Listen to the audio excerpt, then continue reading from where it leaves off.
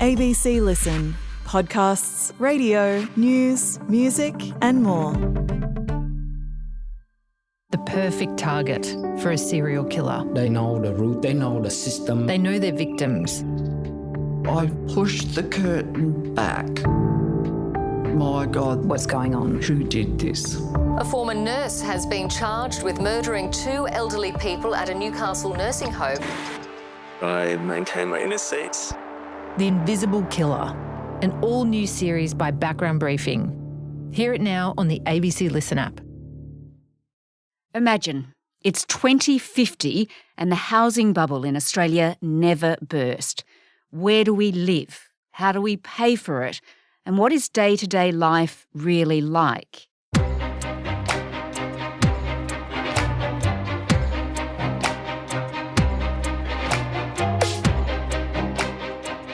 Exorbitant home prices not only lock Australians into the crowded and expensive rental market, they also change our life plans and our society.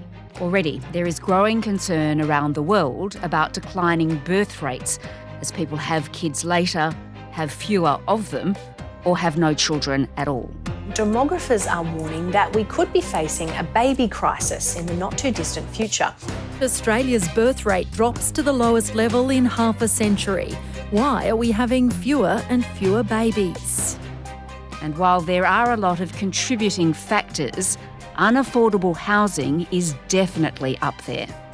The housing crisis is the country's biggest issue because it locks people into debt, delays retirement, creates stress and insecurity, and exacerbates inequalities between the generations. I'm Sam Hawley from ABC News Daily. This is Housing Hostages, Episode 2, Australia in 2050. Today, our business editor, Michael Janda, explains what Australia's future could look like if nothing changes.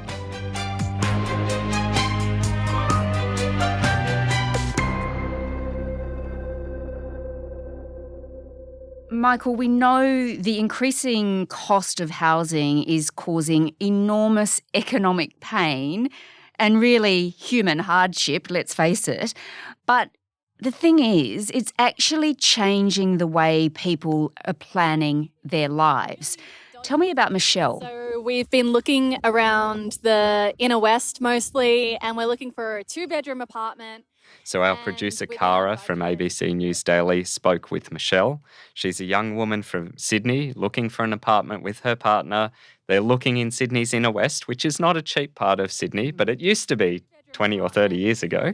And within our budget, it feels like a really hard task. And we're seeing a lot of places that are kind of like falling apart, where like there are visible cracks in buildings, or they're just way out of our budget, basically.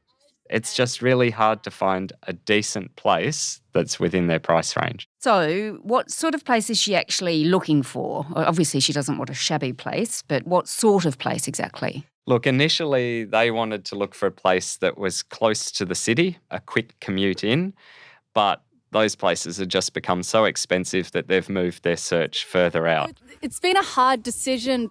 You know, you walk past these houses where people clearly would have been in the same position as us a generation ago, and they're fine, and their houses are now worth like $3 million or something, and I just can't stop thinking about how wild that difference is between us and them. We started off looking at apartments where I was like, oh, we can put our child in the cupboard for the first 2 years. You know, they can live in the study off the kitchen that doesn't have doors. That can be their room.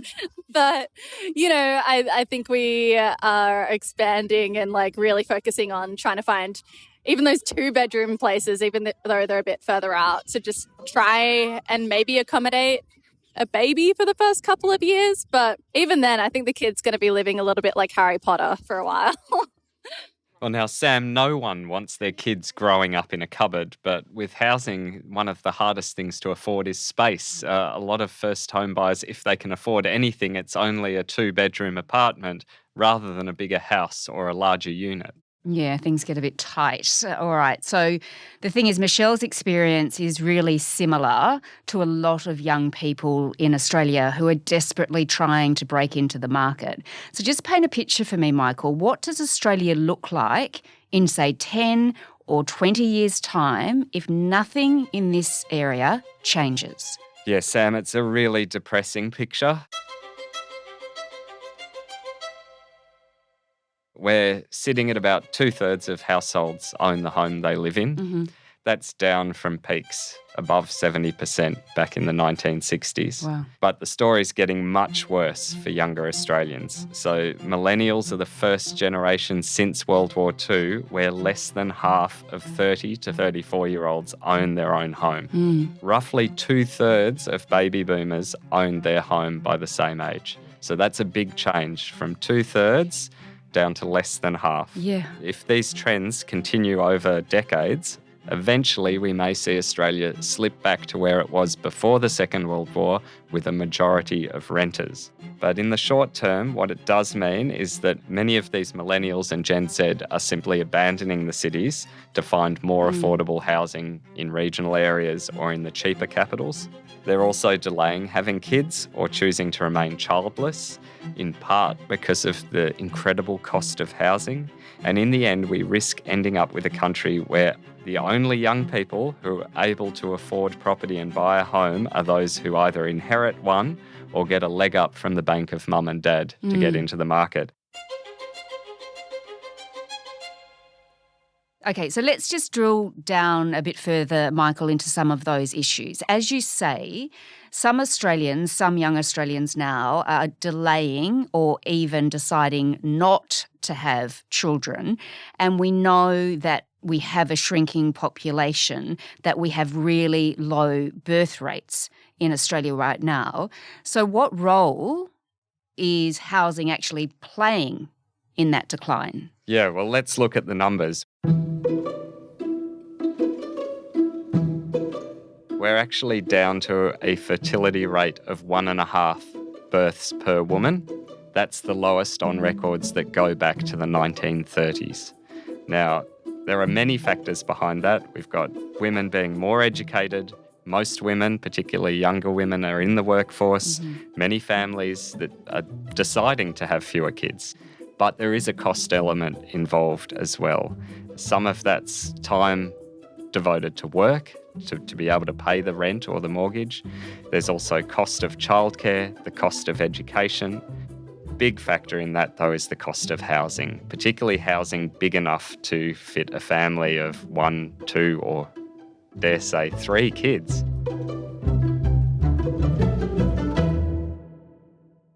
So I wanted to find out more about exactly what impact housing was playing in people's life decisions. So I spoke to Rachel Ong-Verforge. She's an economics professor from Curtin University. And Rachel says one of the big effects of young people losing access to home ownership is delaying having children. So if you are a homeowner, when house prices rise, you're also more likely to have a child.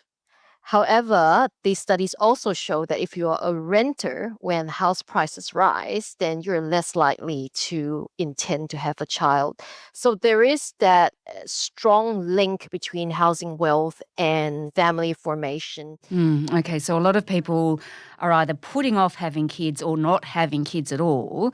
So what does that mean for that birth rate that is already declining? What would that look like into the future if this trend continues? Yeah, so Sam, it really makes us look like a lot of other developed countries, particularly ones that have expensive housing. Hong Kong, which has certainly one of the most, if not the most expensive property markets in the world, it's got the lowest birth rate in the world at 0.7. Closely followed by South Korea at 0.8. I've got Singapore at 1, China's at 1.2, Japan's at 1.3.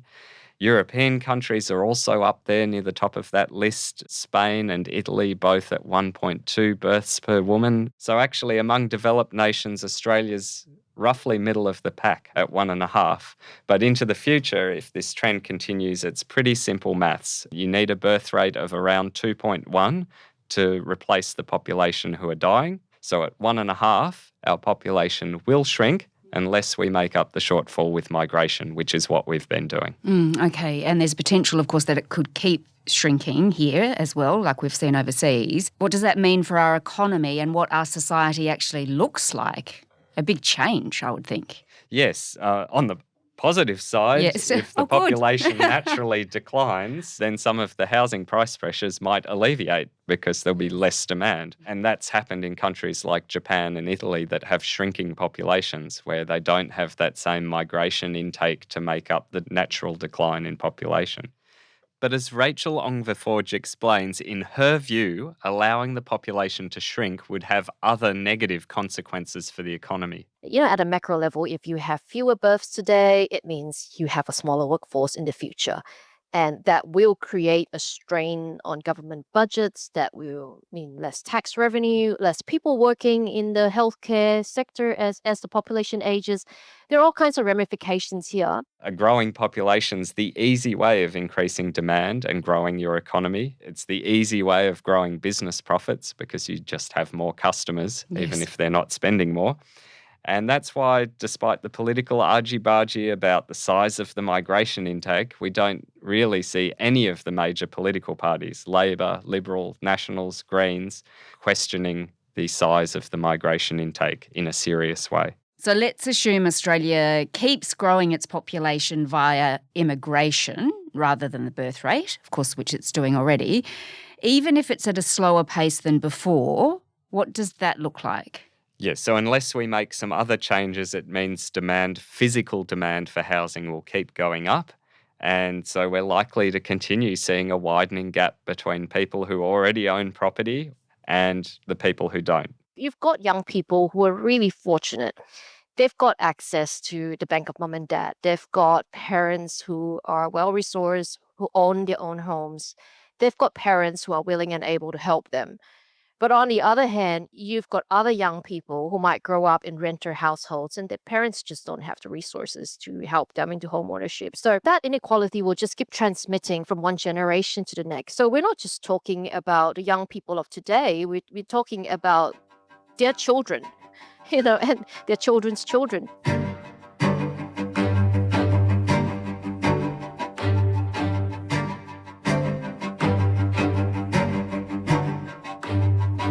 So, Michael, it's clear the housing crisis is impacting the birth rate, but it also impacts the way we work and how long we work for, doesn't it? Yeah, that's right, Sam. So the pension age is now 67 for both men and women. The way the housing market's going at the moment, though, with prices, there will be an increasing number of people who keep working to 70 and beyond to pay the remains of their mortgage. They simply can't afford to stop.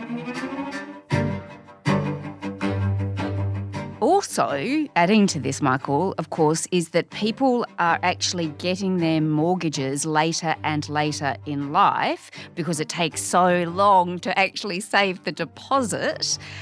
So really, that then just delays paying it off. Yeah, exactly, Sam. If you're not buying a home until your mid-30s and you're taking out a 30-year loan to do it, which is what most people do, then that takes you pretty much right up to retirement age before you're scheduled to pay it off. The average Australian mortgage recently hit $666,000, the devil's number. Yeah, sure It is mortgage hell for a lot of Australians. My gosh. But in New South Wales, that number is now well above $800,000 and probably even higher if you just looked at Sydney. Unbelievable. Rachel Ongveforge is saying that we might start seeing even more extreme ways for people to fund buying a home. I know that in some other countries, like the UK, for instance, people are already starting to take out what they call multi-generational mortgages, which is to say that, when you buy a house, you take out a mortgage that's going to still exist when you pass away, and you just pass on the debt to your child.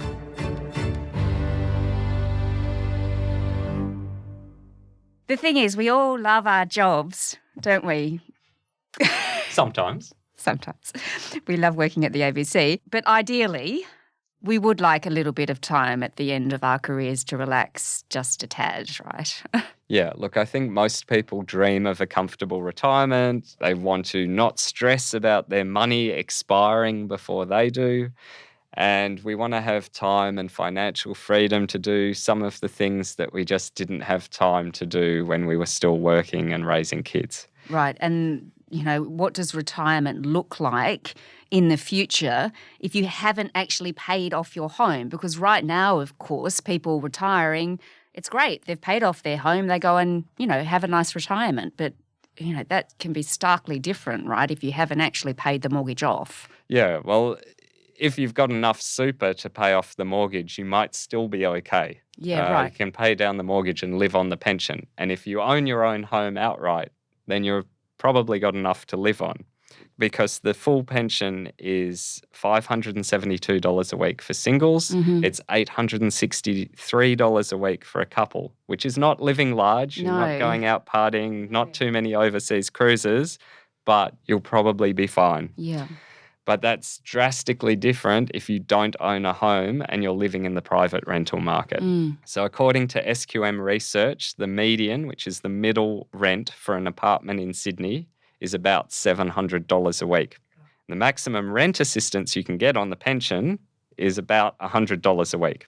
So you'd be spending almost all your income just paying the rent. Yeah, it doesn't add up for renters. So if you do rent when you retire, there's no security, basically. You're at the whim of your landlord. The private rental market in Australia has really been designed as a temporary tenure, something we pass through when we're young and never come back to. Or if we do, it's just for a year or two while we're renovating our own home or moving between homes.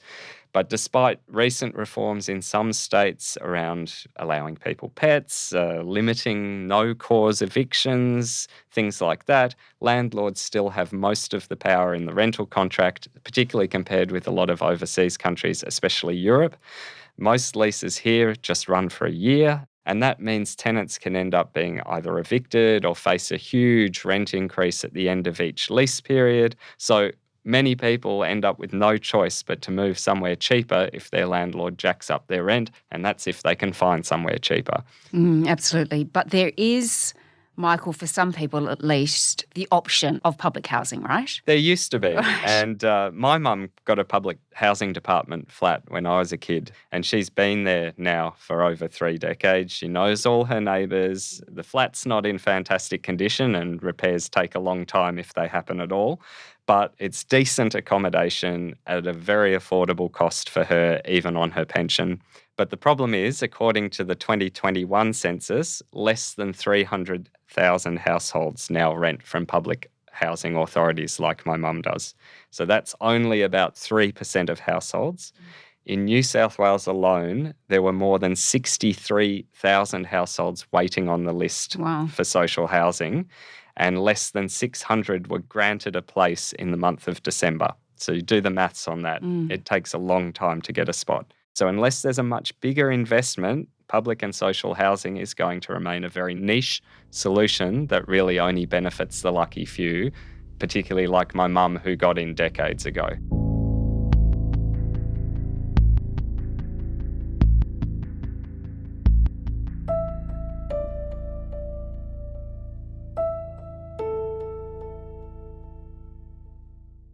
All right, so Michael, it's not great for a lot of Australians on an individual level. Millions of people are suffering through this. But economists say even those people already in the housing market who've already climbed up the ladder, they should also be worried about the risks high house prices are creating for us as a nation, right? Yeah, well, if you go to a financial planner, one of the cliched pieces of advice is not to put all your eggs in one basket. But that's exactly what Australians have done with housing as a nation. According to the ABS, the Bureau of Statistics, the total value of residential dwellings in Australia is now more than $11 trillion. That's trillion with a T. A lot. It's a lot of money. Many zeros behind that. And it's more than 2.5 times what all the companies on the Australian stock market are worth. So bear in mind, some of the biggest companies on that stock market also make most of their profits from Australian housing, particularly the big four banks. You'd have to say we are what most financial advisors would call over-leveraged to housing. So what happens when we're over-leveraged to something?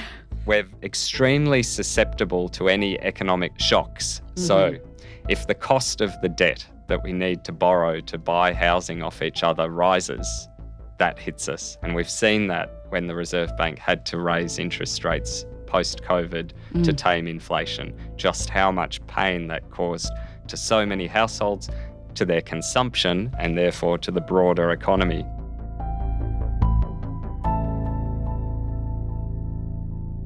But the question is really, what happens here if things don't change? Yeah, a whole lot of economists are worried by Australia's housing obsession and the dependence of our whole economy on housing. One of them's Danielle Wood. I'm Danielle Wood. I'm currently chair of the Productivity Commission, which is kind of like the government's think tank. So we provide research and policy advice to the government across economic, social, environmental policy. And she thinks that people can't afford to buy, and it's driving younger, innovative people out of our capital cities to the detriment of our whole economy. Clearly, it's a social issue if young people can't afford to buy houses, but it's also a very significant economic issue. So cities are these kind of powerhouses of ideas and economic growth. We talk about agglomeration benefits. Essentially this idea that when you get a density of population together and businesses together, you get spillovers in terms of knowledge and transfers. And I think even in the current world of working from home, there are still good evidence that cities are providing this important role. So if housing is expensive and young people can't afford to live in cities, you lose that dynamism and we all lose from that. It totally makes sense for someone, doesn't it, to say, I can't afford to rent here, I can't afford to buy here, so I can't afford to live here. Exactly. And it's not just that we're losing thousands of those young and innovative, energetic, enthusiastic workers with new ideas from our most expensive cities. For the ones who do manage to stay, whether they're buying or renting, those high housing costs and mortgages that can take a lifetime to pay off shape their economic decisions as well as their family ones. So we see declining rates of entrepreneurialism in Australia, so fewer new businesses being started. That's particularly pronounced amongst young people. If you look at small business finance in Australia, most of it comes from people borrowing against a house. Which you can't do. Which you can't do. Yeah, that's right. So if you don't have a house, it's going to be very hard to access finance to start a business. If you do have a house, for most young people, that's meant they've taken on very substantial debt, much more debt than they would have in the past to get that house. And, that makes it harder, as you say, to engage in risk-taking activities. And it is a worry, isn't it, that people don't feel like they can take the risk to set up new businesses. Exactly, because new businesses are more innovative. They often contain new ideas and more efficient ways of doing things, which boosts this thing we call productivity, which you hear people banging on about a lot, but is basically how we improve our living standards. If your productivity doesn't go up, then ultimately your profits don't go up, people's wages don't go up, our economic growth slows down. So, Michael, you've painted a pretty vivid picture of where Australia is headed if nothing changes. So what's in store next? How did we get here? How did we get to a place where so much of our economy, so much of our wealth is tied up in a single asset, our homes?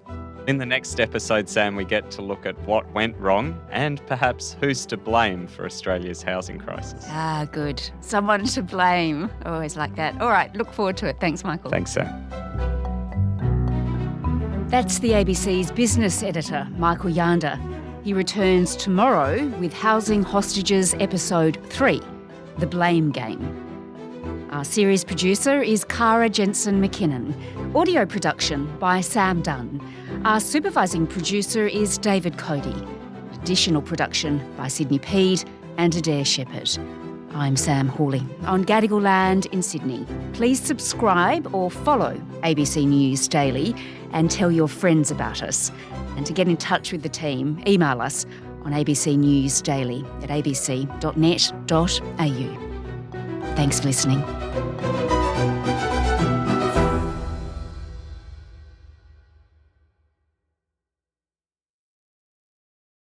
Hi, I'm Jan Fran, and if you're listening to ABC News Daily, I have a feeling you're going to enjoy listening to our new podcast too.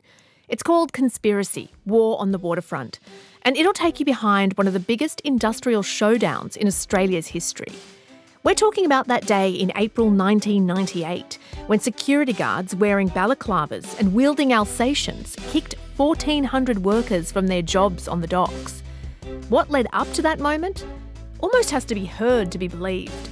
So make sure you listen to Conspiracy: War on the Waterfront. To find it, search for Rewind on the ABC Listen app.